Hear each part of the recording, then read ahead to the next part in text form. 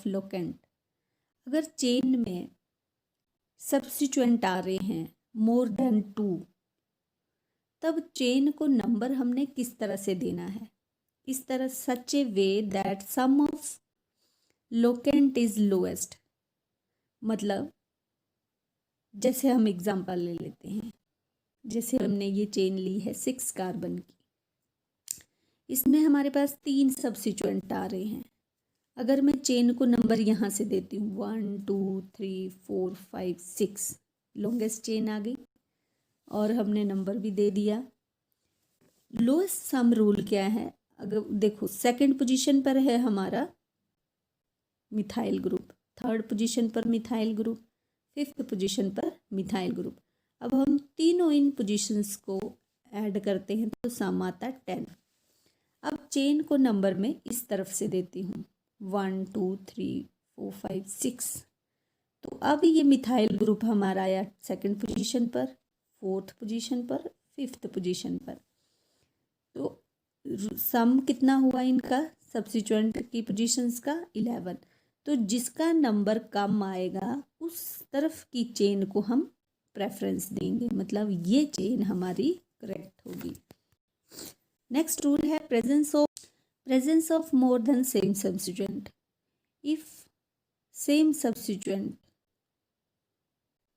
2 या 2 से ज़्यादा प्रेजेंट है तो हमने prefix di, tri, tetra etcetera को अटैच करना है सब्स्टिट्यूएंट के साथ। जैसे हम यही एग्जांपल ले लेते हैं, तो यहाँ चेन में 3 मिथाइल ग्रुप हैं, 3 मिथाइल ग्रुप हैं, तो हम 3 के लिए लिखेंगे tri methyl. Next, naming different substituent at equivalent position. जैसे हमने ये 7 कार्बन की चेन ली है, इसमें थर्ड पोजीशन में अगर यहाँ से नंबर देती हूँ तो थर्ड पोजीशन पर मिथाइल ग्रुप आ रहा है और फिफ्थ पर हमारा इथाइल ग्रुप आता है। अगर मैं चेन को यहाँ से नंबर दूँ तो थर्ड पोजीशन पर यहाँ पर इथाइल ग्रुप आ रहा है और फिफ्थ पर मिथाइल ग्रुप आ रहा है। तो दोनों तरफ से सेम पोजीशन पर हमारे सब्स्टिट्यूएंट आ रहे हैं, एक में मिथाइल आ रहा है ग्रुप और एक में आ रहा है थर्ड पोजीशन पर इथाइल ग्रुप। तो मैं चेन को प्रेफरेंस किस साइड से दूं? यहाँ से करेक्ट हो गई, यहाँ से, क्योंकि सब्स्टिट्यूएंट तो दोनों सेम पोजीशन पर आ रहे हैं। तो यहाँ अल्फ़ाबेटिकली जो पहले आएगा उस चेन को हम प्रेफर करेंगे। तो group alphabetically coming first get lowest number. तो अल्फ़ाबेटिकली मिथाइल और इथाइल में हमारा कौन पहले आएगा? इथाइल पहले आएगा, तो हम इस चेन को प्रेफर करेंगे। और सब्स्टिट्यूएंट में अगर डिफरेंट आते हैं तो भी अल्फ़ाबेटिकली जो पहले आता है उसको हम पहले लिखते हैं और जो बाद में आएगा उसे बाद में लिखेंगे। तो यहाँ 3 इथाइल ये वाला जो चेन है, यहाँ से हम इसे प्रेफर करेंगे, ना कि इस तरफ से। Next, naming of complex substituent. अगर कार्बन चेन में कॉम्प्लेक्स सब्स्टिट्यूएंट आते हैं तो हम कार्बन चेन को सब्स्टिट्यूएंट में भी नंबर देंगे और ब्रैकेट में उसको लिखा जाएगा। जैसे इस तरह से हमारे ये 8 कार्बन की चेन है, यहाँ मैंने यहाँ से नंबर क्यों दिया? क्योंकि फोर्थ पोजीशन पर ये हमारा कॉम्प्लेक्स या सब्स्टिट्यूएंट आ रहा है। अगर मैं यहाँ से देती तो यहाँ जो है नंबर 5 मिलता है इसको। तो 4 पोजीशन पर ये हमारा कॉम्प्लेक्स बन रहा है। इसे हमने ब्रैकेट में किस तरह से लिखना है, इसको भी नंबर कैसे देना है? जैसे 1 2 3, 2 पोजीशन पर हमारे मिथाइल ग्रुप आ रहे हैं, सेम ग्रुप आ रहे हैं, तो नंबर देंगे पहले इसे, क्योंकि कार्बन चेन ये 3 की बनी, ये मेन चेन में 4th पोजीशन पर है तो 4 लिखा, हाइफन लगाएंगे, ब्रैकेट लगाएंगे और पहले हम प्रीफिक्स को लिखते हैं।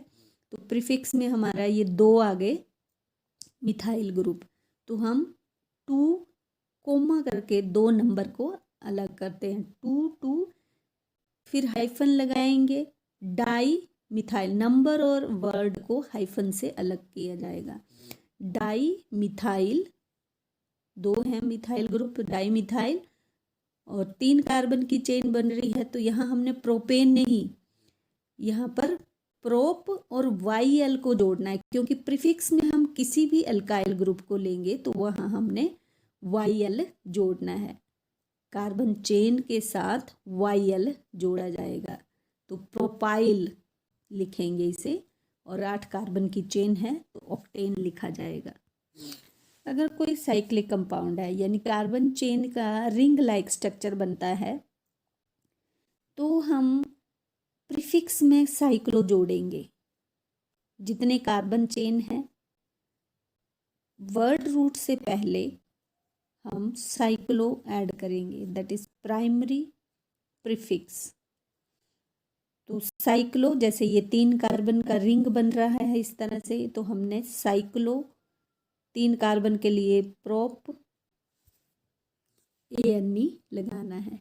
इस तरह से अगर 5 कार्बन की इस तरह से रिंग बनती है तो 5 कार्बन के लिए तो हम पेंट बोलते हैं, मगर हमने पहले वर्ड रूट से पहले प्राइमरी प्रीफिक्स ऐड कर देना है साइक्लो, तो ये बन जाएगा साइक्लो पेंटेन, क्योंकि सिंगल बॉन्ड है चेन में तो ANE लगाना है।